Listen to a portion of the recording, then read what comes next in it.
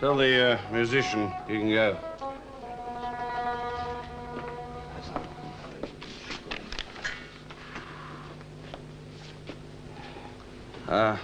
£154, 16 shillings and 9pence.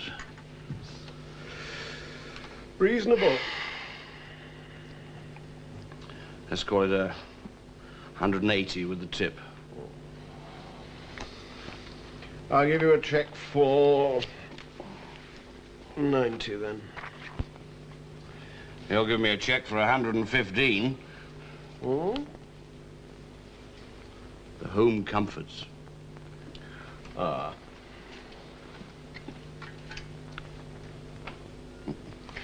I didn't see her making herself up at the table. How does she come to leave her lipstick? I always do.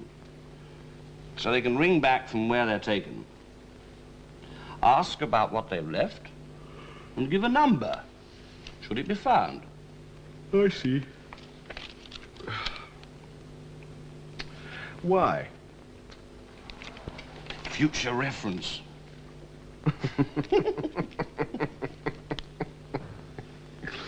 Oh, for little floozies. Oh, standard practice. Got a clip. Have you no clips of your own, Henderson?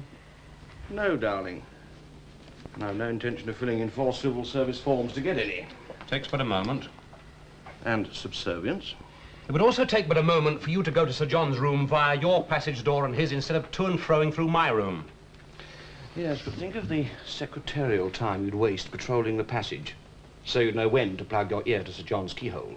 What would there be to hear, Henderson, of professional interest? You have no official duty in this department. Oh, well, official duties seem neither here nor there in this department. Or is that what yours are? Here is Sir John's private secretary one moment, and there, informing on him to Lord Bligh the next. Lord Bligh, as it happens, has asked me to inform, as you put it, but not on Sir John. You. What, he wants to know, are you doing in this department? Patience, pussy. Patience.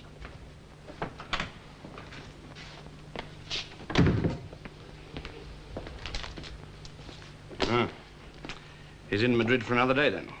Sir John, yes. How did you hear? Well, you putting letters on his desk and then sitting on it, which is a nicer sight than the other usual indication of his absence, Dowling sitting in his chair. Is that immediate attention stuff? Mm-hmm. I'll put this on top, will you? No, on top. It is on top. Till you plonk something else on it. I finished plonking. I wasn't leaving them on his desk, knowing how he feels about clutter. Jill, look, I'll be out of town tomorrow, so see that he puts that through fastish. Expenses? Not having seen it, how did you know? You opened the door for me. Oh.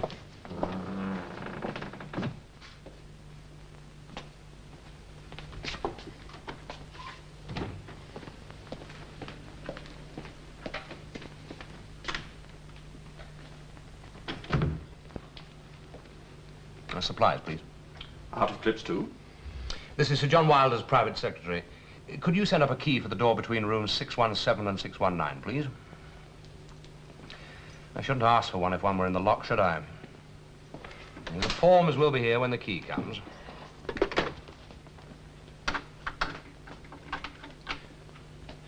How many forms for a plug of dynamite?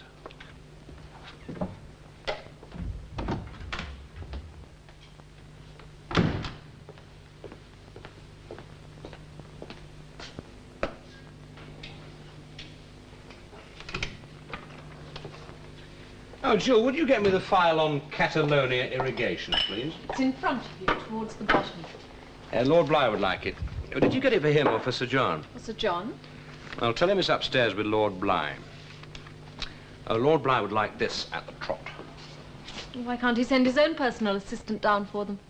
He might outgrade Sir John, but I outgrade her. He prefers the look of you. I do believe the old gentleman would let you sit on his desk. Since I should ask you something. Should it be, what is the matter? Too many people are opening doors for me. Just follow your nose. You won't come to any harm.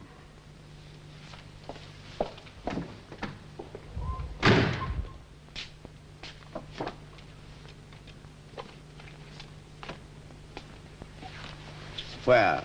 I left it on top. No. Yes. Mr. Dowling also left a thing or two. It'll be a bit down now, I suppose. I think you'll find it to be a bit up now, Jill. How much was it for? I didn't look, but as he's in a hurry What was it spent on? I didn't look, Sir John. You know all his appointments. Only as much as I know yours, which is not all of them. And he didn't say where he'd be out of town today. No, nor when he'd be back. Shall I ring round on the off chance? He'll be in tomorrow if he's waiting on heavy expenses. Good morning, Sir John. I didn't know you were here. You come straight from the airport. Good morning. Lost something, Jill? Yes, something left. Don't worry, it will turn up very soon. I was going to leave this for you. Lord Bligh didn't know you were in either. He asked me to memo you he'd like to see you the moment you were. As I said, very soon. Go to hell. That's where I suggest you send Henderson. I'm not dismissing him, and I'm not letting you. It's the Prime Minister wants his head. Has he heard of Henderson? Heard what? Of his existence. Is that what you tattle about on your stately visits to Downing Street? Henderson? Oh, you concede that where affairs... where affairs of state are concerned, Henderson is a person of insignificance. He won't be missed. I concede that he is unlikely to engage the Prime Minister's interest.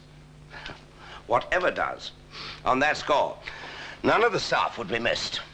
Not even your... Oh, no, I'm sorry. My private secretary. Downing Street requires Whitehall to show willing, John. The civil service must cut expenditure. The Prime Minister have given me 1 month to do my bit. I'm giving you 1 week. I didn't know a general election was so close. Usual whiskey. No, save your tipple for your foreign salesman. That's the only tax concession which is allowed on entertainments nowadays. And I hope Henderson's dinner guests last Tuesday were foreign. Very foreign. £230 worth foreign. That's the expense claim. His expense claims come to me, and so they should. Well, you were away. He must have been impatient. You know, I always thought that you were too lenient with him, John, and today's little sample is really disturbing. Today's is pennies. Pennies for what? For whatever it says. Well, it says for entertaining, nothing more. Only the bill itself tells me the number of people entertained. 10. 10 into 230 goes 23 times. I have spent more, and you have tried. I'm a minister. You're an ambassador. Henderson is neither. Indeed, according to our permanent civil servant, it's difficult to say what he is here. That's why he's so often able to do things for me that they can't here. Oh. So he entertained these people for you? Who the hell else? And you can tell me who they were and why they were. And as usual, the result in my monthly report. I'm your minister. Then stop behaving like a tuppenny-halfpenny accountant. You are ignorant of this claim, John. So incompetently ignorant that you don't even know that Henderson is only claiming a half. And obviously he didn't have the guts to go the whole hog, so he's claiming only £115. And then, to explain the incomprehensible fact that the bill is more, much more, he adds, and I quote, balance met by private source.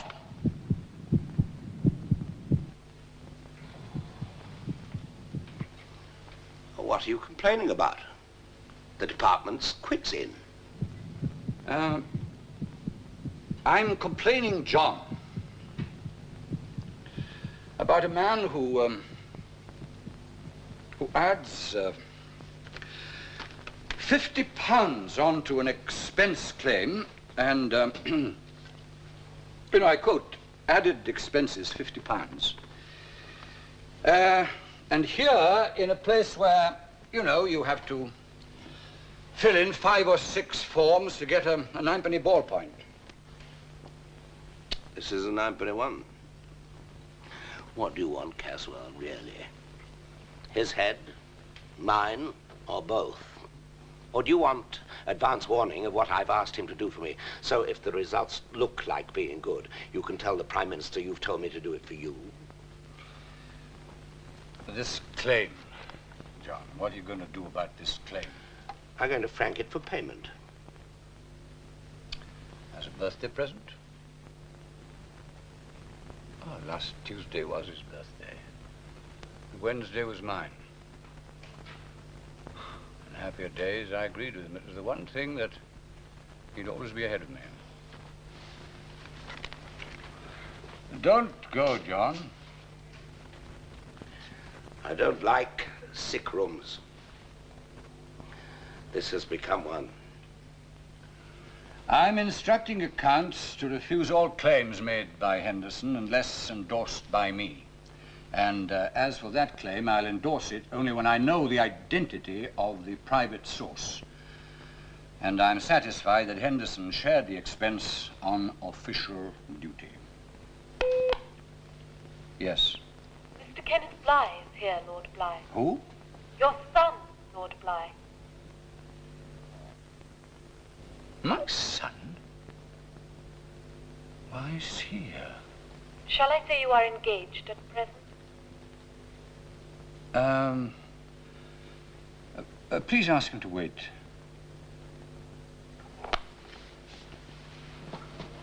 Well, I don't hear from him for 2 years, and then he presents himself like the prodigal son. For nerve, he and your Henderson would be hard to tell apart. They already are. Hmm? Anybody you go for, as you are going for Henderson, is today's substitute for Kenneth, because at the green age of 36, he got off his bended knees, kicked you in the parental pants, and went his own way. Stay out of my domestic affairs, John. You haven't had any for 2 years. That's your trouble. No son to boot around the nursery, and in search of one, you've wandered into second childhood. Much good did it do Ken to go, much good. So you hope. You have to. To see him standing on his own 2 feet would knock you off your own.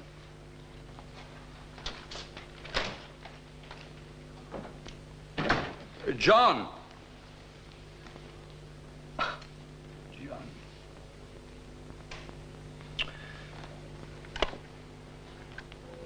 Yes, Lord Bligh?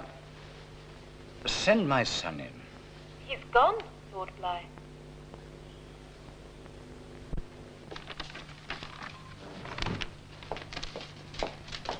Can you see this person, Sir John? He hasn't an appointment. He's outside. He wouldn't say his business, only that he was here as a private source.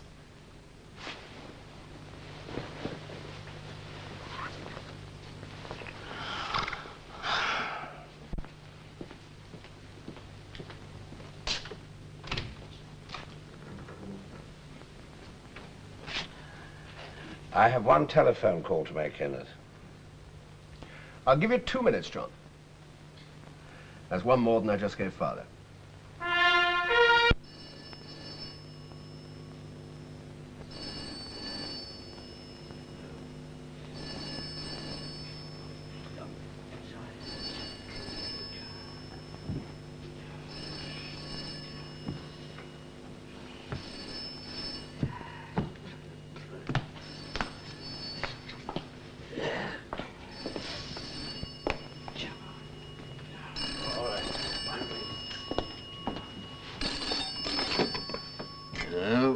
Good morning. I believe you specialize in Balkan dishes. Yes, but only at night. In the day we sleep, particularly in the morning. I may want to entertain a Yugoslav diplomat. A Yugoslav diplomat would not be entertained here, merely politically insulted. Why, are you, Bulgarian? Worse, Albanian. At least the dishes are. Thank you.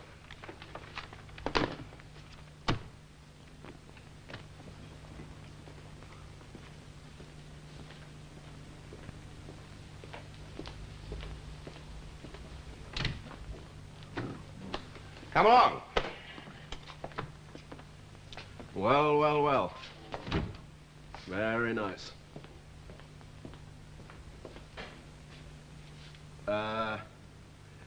No, thank you. I stopped morning drinking, 6 months ago.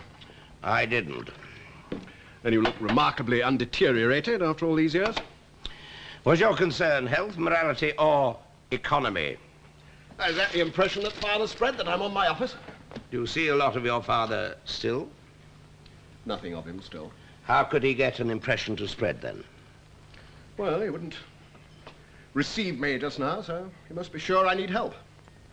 He'd help you like a shot, Kenneth. He always did. Oh, provided I asked for it while licking his boots. I always found it difficult to articulate in that posture.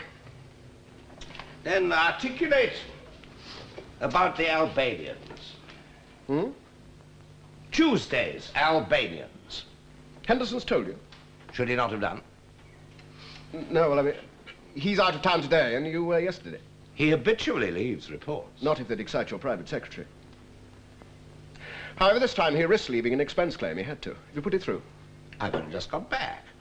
Oh, because we were relying on you to have made it a fait accompli. Oh, do speak English. Not that I don't understand French, but I'm not sure that you do. Besides, the subject is Albanian. And they want to buy British. And the British won't sell to them. I'm sorry? We have no trade, no relations with Albania, nor will we have, till an important debt is settled. £4.5 million awarded by the International Court at The Hague about the sinking of a British destroyer. In the Corfu Channel in 1946. I've heard there were signs of a thaw. Ah, the ice is as thick as ever. Even on a British-built motorway in Albania? Where did you hear that? I'm still in business, John, making roads. Yeah. As I see, off the wagon again. And hardly perceptible on the stock exchange.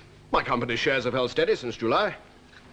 At 1 and 2, par is 2 and 6. Well, they'll look up when you pass Henderson's claim. When will things look up for me? When the Prime Minister notices that, acting upon your own initiative and not Father's, you've enabled Britain and Albania to get over their sulks and talk to each other. Departmentally, the initiative was Henderson's, wasn't it? And externally mine. But, as Father used to say, in business, whenever he took the boardroom applause for what you'd done, to endorse the initiative of a subordinate is to exceed it, because it's to act from a larger responsibility. So, endorse Henderson's claim, and you'll get more out of it than he will. Shall I tell you what you'd get if your father, my minister, sniffed a fiddle? Nothing from the government, should your road reach a dead end, granted that it ever started. What? You have a small, broken-down company which could handle maybe the verges on a footpath from a backyard door to an outside loo. The Albanians want roads. So you have to swing in bigger men, a consortium. Now, what big British company is going to risk money in Albania? What government is going to allow them till that £4.5 million is paid? What's more, while Albania follows the Red Chinese line, they are out not only with us, but both sides of European communism. Any day, Russia may decide to squash them. And what better excuse than that the West were building military roads out there? So, if you want a British company to join you in your desperation flutter, you've got to get me to get the government to underwrite you against financial loss. And can't you? No. From this nook in Whitehall, only your father can. Of course, I could go straight to the Foreign Secretary and tell him about this piddling highway. Piddling? Piddling! Population of Albania is 1.5 million, scratching a living at subsistence level. And do you think your father would risk a business gamble in Albania, not to say with you? I thought you'd gathered that it suits us both to keep him right out of it. And I thought you'd gathered that he can't be kept out of it if you want government backing. You've expressed necessity admirably. What you've not done is sign. Is this it? Put that bloody thing down. No. Put it through, John, and then you can say this to the government. My father cannot express a ministerial opinion on an enterprise in which his own son is privately engaged. So he's left the matter entirely to you. Your father would say, having exercised his renowned impartiality of judgment, that he decided that his own and only son's company was too small, too unsuccessful, too badly managed to take part in so difficult an enterprise. So he persuaded the consortium to drop him. And so he would do if you wouldn't lick his boots as you were brought up to do. Would you lick his boots again, Kenneth? I prefer to stuff this down his throat. See, I'm the private source. I spent money. Henderson would testify. The external initiative was mine. It's £115, Kenneth. He'd see that you are restituted with one flick of a ninepenny ball It point. is 3 months of travel, negotiation, risk. And with the encouragement of this department, because a member of it, Henderson, spent state money while I spent private. Henderson spent his own money, unless I put this through. But that's the point, John. We both thought you'd have signed it by now. Signed in ignorance? You were in Spain. That's ignorance. Oh. You don't trust Henderson? You caught father's mania. Nothing will work unless you start it. Don't you believe I did? What? Start it. I trust Don. Have you gone so far away from your dad that you're no longer his son? Trusting him never paid. Why should trusting you? Because I thought you'd put that through already. I called on him this morning. Do you believe that? Yes. It was to tell him that I'd done him in the eye and there was nothing he could do about it. I trust you were mixing business with pleasure. Well, as it happened, I was able to mix nothing with anything. He wouldn't see me. Well, don't worry, Kenneth. Henderson will get his expenses.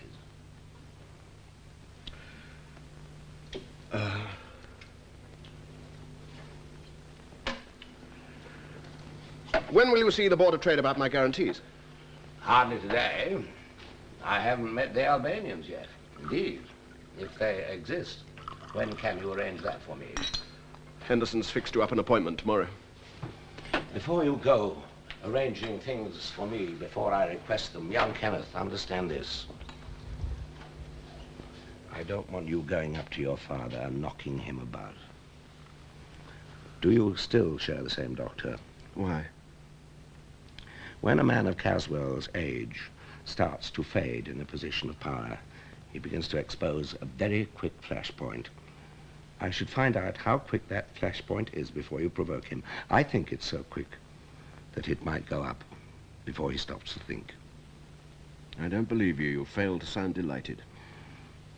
It doesn't suit me to have a fading minister liable to blow up at any minute and blowing me up with him just because his son is being cheeky.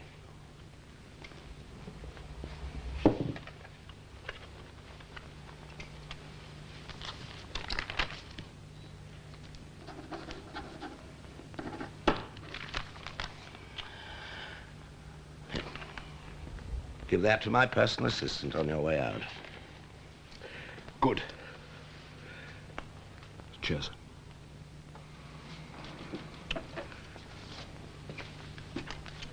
Balkan Star tomorrow, then. Lunch. Who's the negotiator? His name's Migulik. How did he get here? Acting the way most people do. Immigration won't allow Albanians in, especially Albanian envoys. Well, that's news to me. Better ask him yourself. I do have a dossier on him. Lincoln. Yes, Sir John? What do you know about a man called Migulik? He's the Albanian commercial attaché in Paris. How did he get into Britain, then? I can only think the name on his passport suggests someone else. Would you want him chucked out? Oh, no, anything but, Lincoln. I've heard a lot about Darling. And if he mentions this to Father and you don't, Father'll know what it's about. And he could, as you said, find it too much for his flashpoint. Because despite what you said about the piddling population, you know what's in this politically for whoever brings it off. You do Darling an injustice. He is, in some ways, my most valuable instrument here. Good morning. Good morning.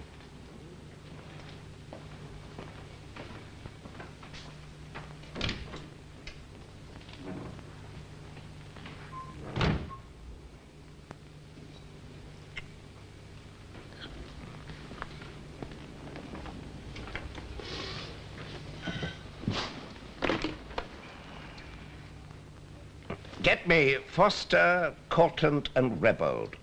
Yes, they're stockbrokers. I want a Mr. Keith Hollins, and only Mr. Hollins. If he's engaged, hang on for him. Mr. Kenneth Blythe said you wanted this.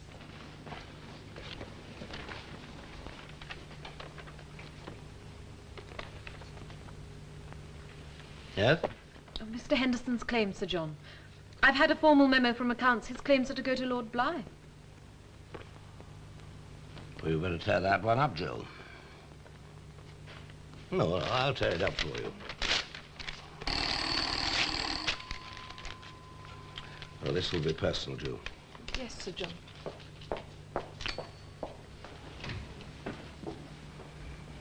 Hello, Keith.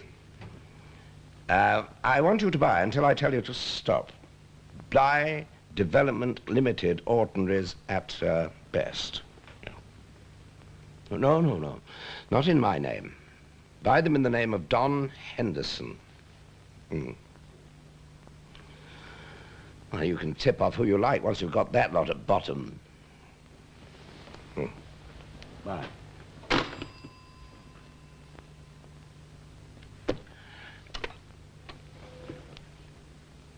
Lincoln.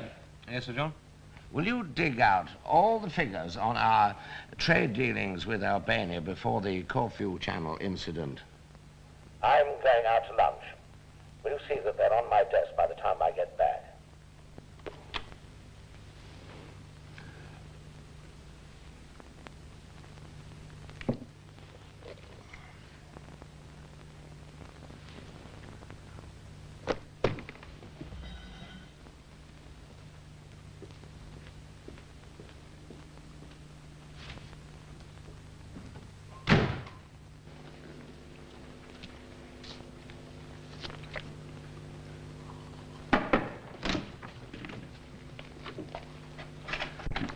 Dieting or snacking?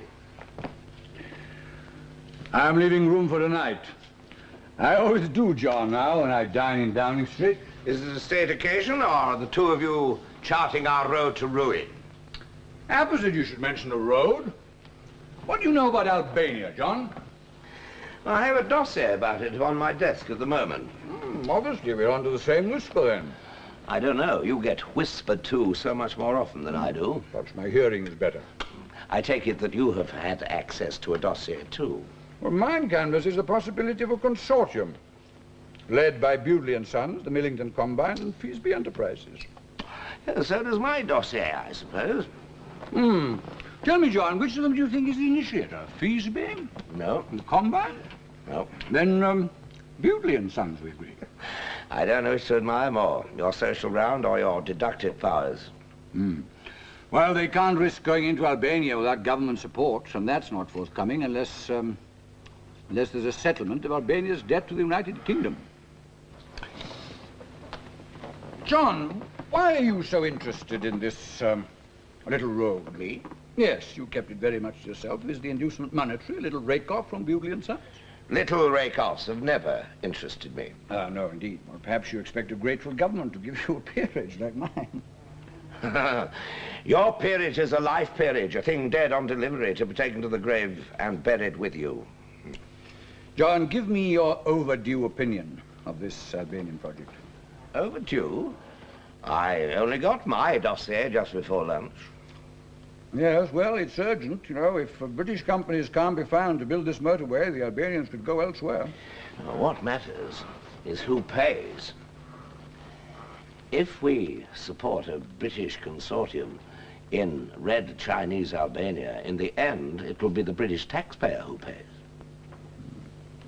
You forget your memorandum to the Foreign Secretary the day after the Russians marched into Czechoslovakia. From his silence, I'd concluded that the Foreign Secretary had forgotten it, too. Oh, he didn't read it. You forgot civil service procedure, John, and the memorandum was automatically transferred to me. That explains the air of incomprehension which has hung over it ever since. I comprehended it, John. The Russians don't want a British road in Albania that Yugoslavia might use militarily the next time the Kremlin went crazy. The Americans do, but in the end the road would not go through. And in return, the the Russians would be forced to make some concession to Western strategy. I mean, is that a fair summary of the memorandum? No, it also indicated the lack of any available Albanian negotiator, a British consortium, and a government guarantee against financial loss. Not to mention a forgive and forget gesture by Britain about the Albanian $4.5 million. Well, the Albanian negotiator is now available, John.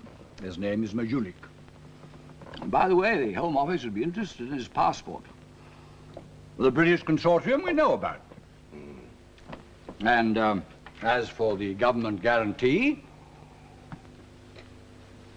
I have already requested it. I'm sure the Prime Minister will be the first to compliment you. Oh, before the fish, I'd say. There's no minister he likes more than one who takes personal action. Oh, no. No Prime Minister he likes more either. Well, now you can bend your mind to other things, John. I'll find something in a day or two.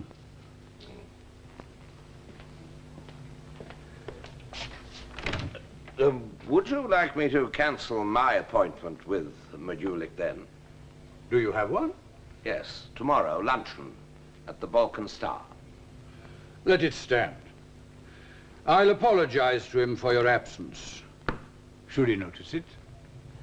Have you met him? Have you? No. But as they've let him out of Albania to represent them as an attaché in a Western capital, Paris, you know, he may turn out to be a primitive, hardline Marxist. They're the easiest. Pamper their prejudices, that's all. I'll deal with him, John.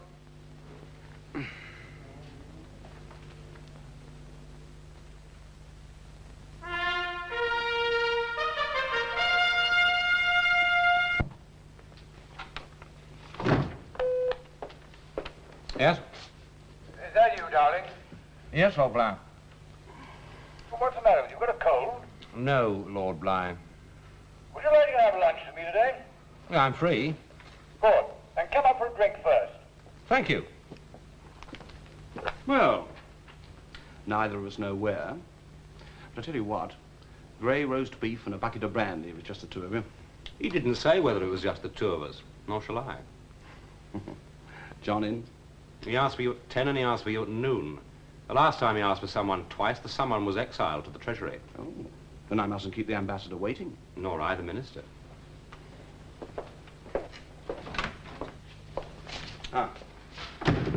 I spent yesterday at Coventry with old Bewdley and Birmingham. With the Combine and then Salford with Enterprises. Next time things go so well, boast before, not after. You were in Madrid. The last fool who said that had heard of the telephone, too. Yes. And the last time I drew a blank on your Prague memorandum, you told me not to take up your time until I got results. You know, I wouldn't like to push a funicular through those mountains, let alone a motorway. Oh, Russians a cough up before it reaches the foothills. Forgotten your own strategy? I don't recall it including Kenneth Bly. Oh, come on, John. You warned me that none of the big boys would be so ill-informed as to let themselves be used as bait in Albania. That's an awful lot of letters to spell Kenneth, or to hide a helping hand. And Ivanov offers a helping hand needs one. Bueller and the others, they'll come in now. You wrote them in, and you signed my expenses.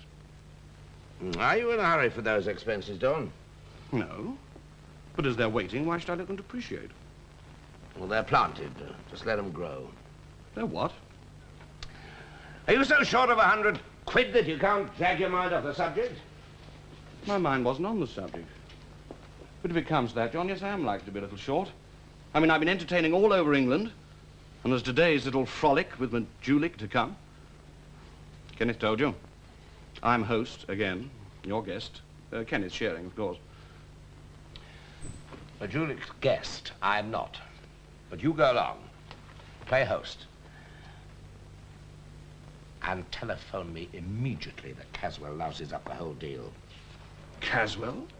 Yes, Caswell. How did he get onto it? How indeed.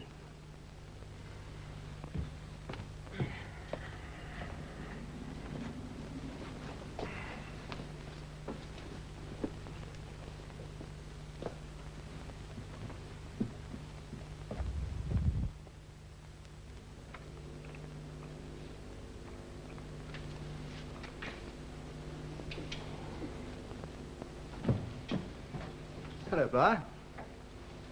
Hello, Bewdley. Caswell. Hello, Jim. May I introduce Sir James Bewdley, Lincoln Dowling? How do you do? Is Sir John not coming? I've been asked to sit in for him. By you. Will you sit down, Jim? A drink? Whiskey. And a large one for me, too, please. Now, look, Jim, I'll come straight to the point. You know, I can't give you or Feasby or anyone a firm promise of government support, but I can guarantee that it's out of the question if you want to carry sprats. Gentlemen, may I present our guest of honor? Ah, Mr. Mayulik. You're not him, he's the interpreter. Would you say that I'm Lord Bly? Zadimiulik, you paragis, Lord Bly, Cilia, Shumekanaikun, Meopa. And what did all that mean? I tell the negotiator you are very happy to meet him. Oh, yes, of course. He says he does not know you. Lord Bly. Zadimiulik, ni Lord Ash, ni Lord, then ni Sir Ash, ni Sir. Mr. Mayulik is unaccustomed to your system. He asks if you are Sir Lord Bly. Just Lord Bly. Nukat ven ni Lord Ash, Mainalt, Negrad. You see the joke. Who asked Sir John Wilder? He asks where is Sir John Wilder. Perhaps you'd better say you're here as second string. Will you say that I'm the relevant minister and that I'd like him to meet Sir James Bewdley? I ask Ministri Percatus. James, this is Mr. Mayulik. Tietriast, Sir James Bewdley. How do you do? Sir James Bewdley. Bewdley son in Coventry? It is asked if Sir James Bewdley is of Bewdley and Sons of Coventry. Tell him he's Bewdley, and there are no sons present here today. They're all in Coventry. Vai venga Coventry. No, mondamente came visidemi me faxus take capital this debate. There can be no discussion in front of representatives of private capital. But Bewdley's is a public company. Will you say that is quite understood? What? Don't worry, Jim. You go out and wait. No, I'm staying. We did anticipate this, Sir James. It's merely protocol. When the representatives of states have agreed, you'll be called back in as an instrument of state. That went out even in Russia 15 years ago. Well, you're only asked to go out for about 10 minutes. Thank you very much. Oh, will you have an aperitif? Just sit him in front of a bottle of Schlibovitz and take it as natural that he drinks without invitation. You've never been to Albania. Have the brains to leave it to people who have. Get out! Get stuffed. Gentlemen, may I suggest that we all sit down and discuss... Say and take your hand and your hand no Paris. The negotiator wishes to make it clear he could return to Paris immediately. Governments or are contracts to be made with private companies? Do you understand? Minister, do you understand? What was that again? I said the negotiator wishes to make it clear that he could return to Paris immediately. Whether he goes or stays depends on what you propose. Is it an agreement between governments or are contracts to be made with private companies? Between governments, naturally. You bloody old fool. Rister niet, che veriva. C'est tout naturiste. Negotiator asks why you say naturally. When in Rome. Ministri suggeron, secur. Toriem in Rome. Rome? Look, give me the Rome. Could you name it alone? When er beer? But a miav, nickel tres a miar. Derek too. Negotiator indicates that we're in London and that he had great inconvenience getting here. Assure him that I know where we are in an area of compromise between ideologies. He's not permitted to compromise, but I am. There will be no agent's fees and no form of commission to any individuals. Aidin secundatit kurgen pune per compromis de chasche ideologique. You nuk leoni me ba compromissa. Cursei ai po.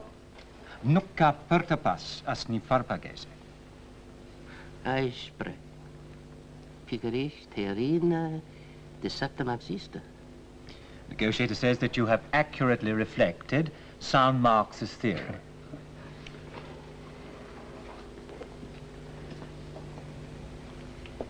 Hang on, I'll come with you. Yes, I would too, Kenneth, but I have a call to make. May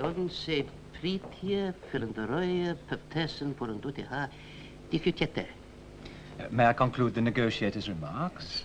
They are that he did not expect to encounter Marxist theory from the representative of a capitalist government. He thanks you for the extension of your hospitality, but elects to eat elsewhere. I'm afraid he regards our talks as concluded, Lord Bly. Zotty may leak.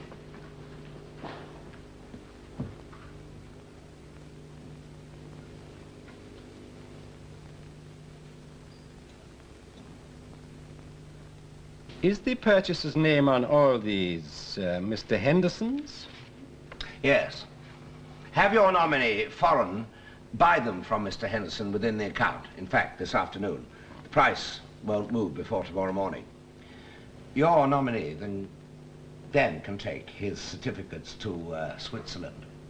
As soon as the price has risen probably by 6 shillings and he feels that they are at the top, he should dispose of a fractional proportion and remit the proceeds in cash to Mr. Henderson. Yes. That would obviate capital gains tax. The remainder of the holding is to be transferred to a numbered account in Geneva and only realized on the principle of a numbered account. In your name, of course. Not in my name, of course. For a Swiss banker, you ask a British amount of questions. Who shall I advise as to the number? I shall advise the beneficiary as to the number. What is it?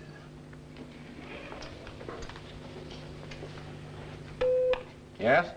John, will you come up, please? Is it about Albania? Yes. Then you come down here, Caswell. This is the number. Thank you. Dinner on Wednesday, then. And good afternoon now. Good afternoon.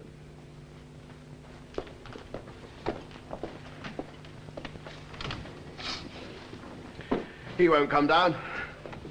He went too far on that one. I know him. No, Kenneth, you merely hate him. And you don't? Not enough to finish him off in front of you. Dinner on Tuesday? You want me out too? Yes. Well, just one thing, John. If, as you say, I bought all those shares yesterday, do you want a cheque from me for your broker? Haven't you been with me long enough, Don, to realize that to buy and sell within the account will cover all your expenses and Kenneth's 10 times over? Well, the banker gets dinner, Kenneth gets dinner, don't I? How about tomorrow? No, I shall be dining with Dowling tomorrow. Who? He wants to make his peace, too.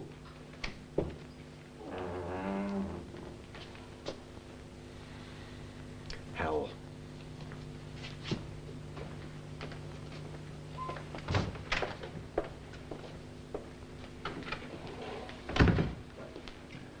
Well, what are you going to tell the Prime Minister?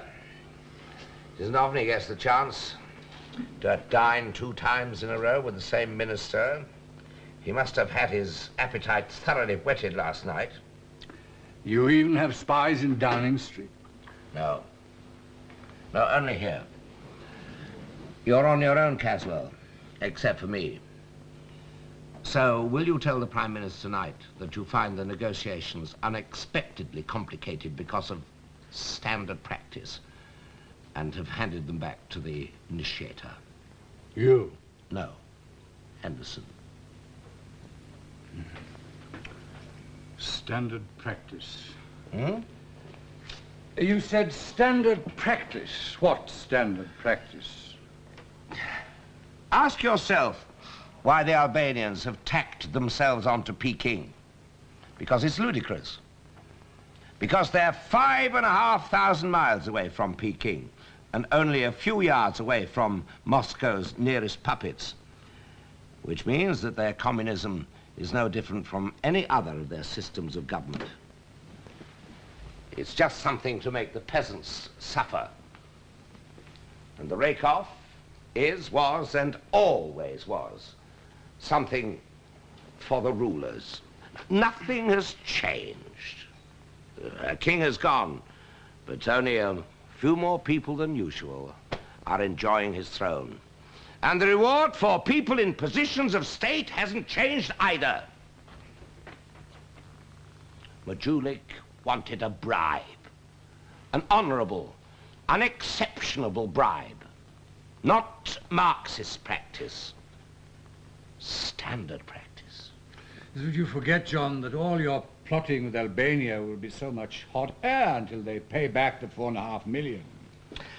Taken care of, Caswell. But how? They haven't any money. Their friends have. Well, they haven't any friends except the Chinese, and they're hardly likely to pay back $4.5 million, even in yen. Don't be so sure. No, it's unthinkable. No, the Chinese will jump at any chance of investing in anything which will sock the Russians. You don't usually dabble in miracles, John. Henderson contacted the Albanians in Paris, where the Chinese are welcome. I think you ought to see this. It's pretty relevant. Really? He's been seeing a lot of the Chinese in Paris. The same Chinese who've been sounding out our people about a possible Albanian settlement and a British road there. So this whole idea was not initiated by us? No. Henderson was nobbled by the Chinese, not they by him. He is, of course, an amateur. It'll take him years to get used to the ways of diplomacy. This could be said about you, John. Don't gloat, Caswell. You can't kill the whole project just as simply as that. What do you think, darling? Well, as it's the Chinese who are making the running, we're naturally suspicious. They may genuinely want to use us to keep the Balkans safe from Russia. Equally, they may want to sour relations between us and America. Which a settlement in yen would certainly do. Thank you, darling.